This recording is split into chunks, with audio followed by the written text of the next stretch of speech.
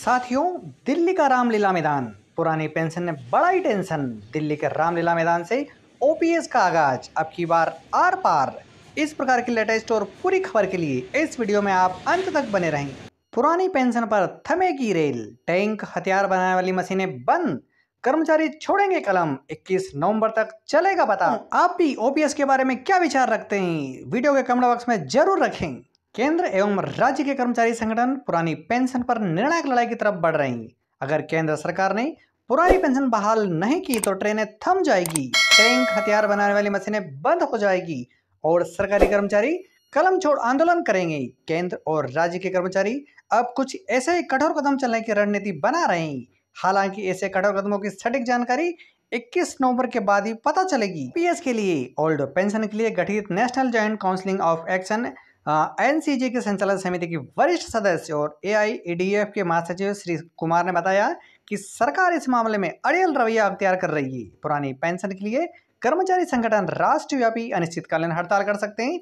इसके लिए 20 और 21 नवंबर को देश भर में स्ट्राइक बैलेट होगा। साथ ही कर्मचारियों की राय ली जाएगी कि अगर 2/3 बहुमत हड़ताल के पक्ष में होता है तो केंद्र एवं राज्यों में सरकारी कर्मचारी अनिश्चितकालीन हड़ताल पर चले जाएंगी। उस अवस्था में रेल थम जाएगी। अयोध्या कारखाने जो निगम के तब्दील हो चुके हैं वहां पर काम बंद हो जाएगा। केंद्र एवं राज्यों के कर्मचारी, सरकारी कर्मचारी कलम छोड़ देंगे। 10 अगस्त को दिल्ली के रामलीला मैदान में पुरानी पेंशन की मांग को लेकर लाखों कर्मचारी एकत्रित हुए थे। उसके बाद अक्टूबर और नवंबर में भी सरकारी कर्मियों की रैली हो चुकी है। इसके बाद 10 दिसंबर को भी रामलीला मैदान में कर्मचारियों की रैली प्रस्तावित है। इस रैली में भी अनिश्चितकालीन हड़ताल पर जाने का निर्णय लिया जा सकता है। इसके बावजूद भी अभी तक केंद्र सरकार ने ओपीएस लागू करने के लिए कोई आश्वासन नहीं दिया है। कुमार का कहना है कि पुरानी पेंशन बहाली के लिए केंद्र एवं राज्य के कर्मचारी एक साथ आ गए हैं। लगभग देश के सभी कर्मचारी संगठन इस मुद्दे पर एकमत हैं। केंद्र और राज्य के विभिन्न निगमों में स्वायत्ता प्राप्त संगठनों ने भी ओपीएस की लड़ाई में शामिल होने की बात कही है। बैंक एवं इंश्योरेंस सेक्टर के कर्मियों से भी बातचीत चल रही है। कर्मचारियों ने हर तरीके से सरकार के समक्ष पुरानी पेंशन बहाली की गुहार लगाई है, लेकिन उनकी बात नहीं सुनी जा रही है। अब उनके पास अनिश्चितकालीन हड़ताल ही एकमात्र विकल्प बचता है। 10 अगस्त को दिल्ली के रामलीला मैदान में देश भर से आए लाखों कर्मियों ने ओपीएस को लेकर हुंकार भरी थी। कर्मचारियों ने 2 टूक शब्दों में कहा है कि वे हर सूरत में पुरानी पेंशन बहाल कराकर ही दम लेंगे। सरकार को अपनी जीत छोड़नी पड़ेगी। कर्मचारियों ने कहा है कि वे सरकार को वह फार्मूला बताने के तैयार हैं जिसमें सरकार को ओपीएस लागू करने से कोई नुकसान नहीं होगा। अगर इसके बाद भी सरकार पुरानी पेंशन लागू नहीं करती तो भारत बंद जैसे कई कठोर कदम उठाए जा सकते हैं। ओपीएस के लिए गठित national joint council of action के संचालन समिति के राष्ट्रीय संयोजक एवं स्टाफ साइट की राष्ट्रीय परियोजना जेसीएम के सचिव श्री गोपाल मिश्रा ने कहा है कि लोकसभा चुनाव से पहले पुरानी पेंशन लागू नहीं होती है तो भाजपा को उसका खामियाजा भुगतना पड़ेगा।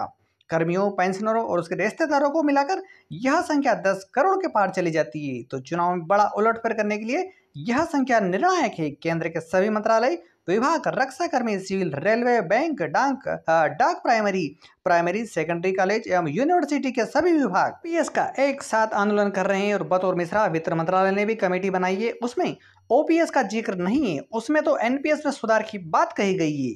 इसका मतलब ये है कि केंद्र सरकार ओपीएस लागू करने के मूड में नहीं है।